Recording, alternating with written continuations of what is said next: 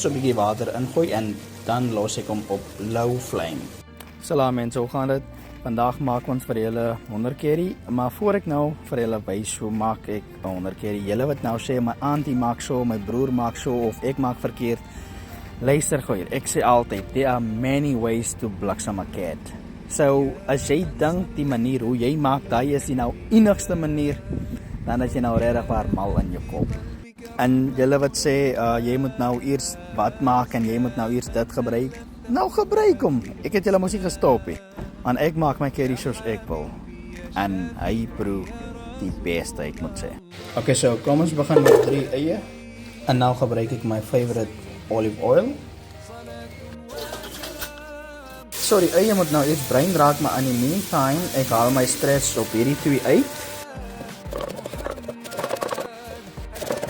Okay, so julle kan maar sien, die eie is klaar bruin. Nou gooi ons tomaties in, 3 tomaties. En hier kom my favorite, 6 tot 7 chilies. Nou gooi ons 2 lepels ginger and garlic crush.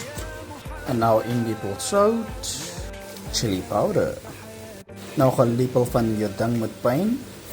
Okay, so vandag gaan ons hierdie 2 eisters hier inmoer, chicken curry en chicken masala.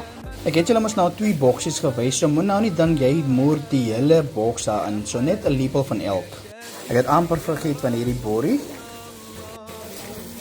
Okay, so julle kan maar sien die tomaties is nog nie reg, so ek gooi 'n bietjie water, so die pot moet nie nou vasbrand. Net so liggies. Okay, so hier kom die myn eisters, die game changers. So ek gaan gou die pot toe maak, so al hierdie tomaties en alles wat ons hierin gegooi, hulle moet nou lekker mix. Okay, kom ons kyk gou. Die tomaties en goed is weg, die saus of die paste is nou ready. Nou bliksem ons die honder hierin. Bismillah. Okay, so the chicken is now in. We're gonna cook it now for 5 minutes on high flame and the other 5 till 10 on low flame. Okay, so julle kan maar sien die curry is nou amper klaar, maar voor ons nou die last steps vat, ek moet gou die garden peas hier ingooi. Want hierdie hulle gee die heel beste. Jy sien man, hierdie kombinasie is mis nou een van die beste. Ek beloof jou as jy hierdie ding try, jy gaan nie iets anders aan jou honder curry ingooi nie. Okay, so julle kan maar sien die garden peas is in en hierdie kos is vir 6 tot 7 mense en hulle almal het gesê hulle soek ekstra saus. So ek gaan net so 'n bietjie water ingooi en dan los ek hom op low flame. Kyk, kom ek gooi gou weer 2 koppies water.